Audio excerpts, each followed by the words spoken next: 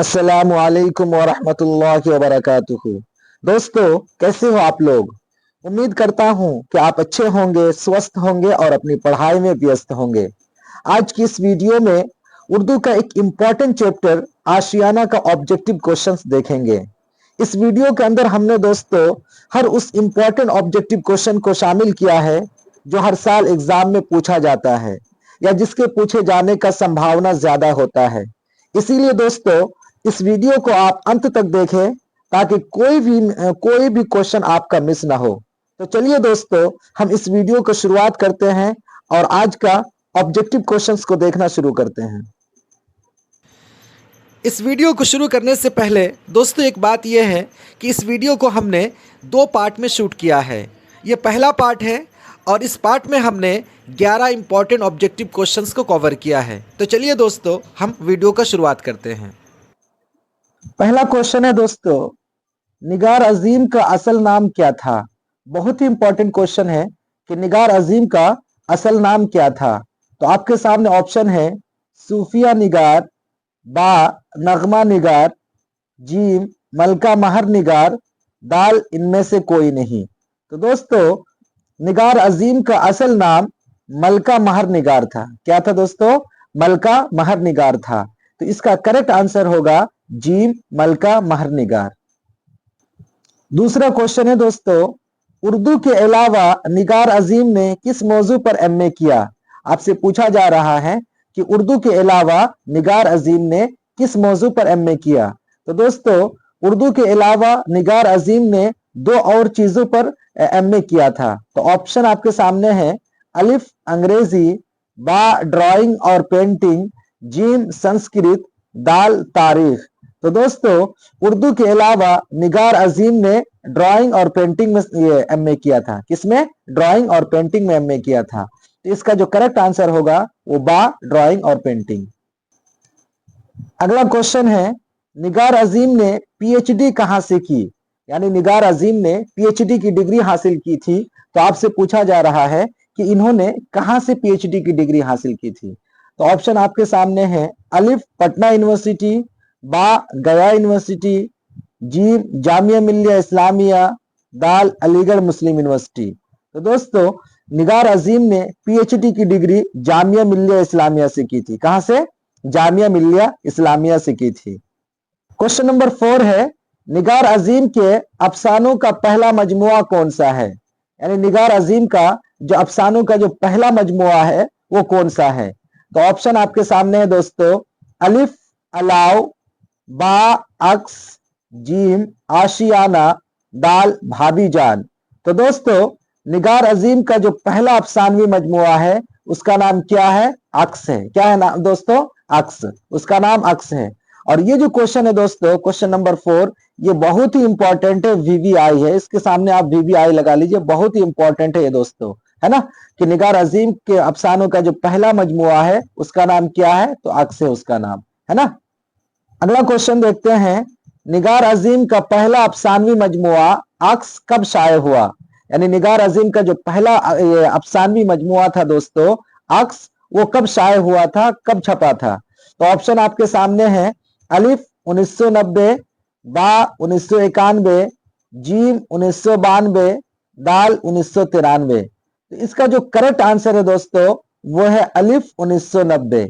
यानी निगार अजीम का जो पहला अफसानवी मजमुआ है अक्स, वो 1990 में शाये हुआ था। तो दोस्तों ये भी बहुत ही इंपॉर्टेंट है, इसके सामने भी आप वीवीआई लगा लीजिए, बहुत ही इंपॉर्टेंट ये क्वेश्चन है। अगला क्वेश्चन है, निगार अजीम का अफसानवी मजमुआ गहन कब शाये हुआ। यानी निगार अजीम का दो अफसानवी मजमुआ आपके बुक में दिया हुआ है। पहला क्या है? अक्स, जो 1990 में छपा दोस्तों। कब? 1990 में। अब दूसरा है गहन। दूसरा क्या है दोस्तों? गहन, है ना। ये भी इनका क्या है? अफसानवी मजमुआ है। और ये पूछा जा रहा है आपसे कि ये जो गहन है ये कब शाये हुआ। तो ऑप्शन आपके सामने है अलिफ 1980, बा 1979, जीम 1999। तो दोस्तों निगार अजीम का जो अफसानवी मजमुआ है गहन, क्या दोस्तों? गहन, ये 1999 में शाये हुआ। कब हुआ दोस्तों? 1999 में शाये हुआ। तो इसका जो करेक्ट आंसर है वो है जीम 1999। क्वेश्चन नंबर 7 है दोस्तों, निगार अजीम ने कौन सा अफसाना लिखा? तो ऑप्शन आपके सामने है, अलिफ सर्दी का मौसम, बा गर्दे आवारगी, जीम आशियाना, दाल आग।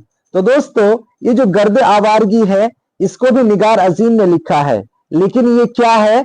निगार अजीम का एक सफरनामा है। गर्दे आवारगी एक क्या है? निगार अजीम का एक सफरनामा है। लेकिन आपसे क्वेश्चन में पूछा जा रहा है कि निगार अजीम ने कौन सा अफसाना लिखा है, तो उसका जो अफसाना है दोस्तों, उस अफसाना का क्या नाम है? आशियाना। क्या नाम है दोस्तों? आशियाना। तो इसका जो करेक्ट आंसर होगा वो होगा जीम आशियाना। और गर्दे आवारगी इसको भी निगार अजीम ने ही लिखा है, लेकिन ये क्या है? एक सफरनामा है। अगला क्वेश्चन है, निगार अजीम का कौन सा अफसाना आपके निसाब में शामिल है?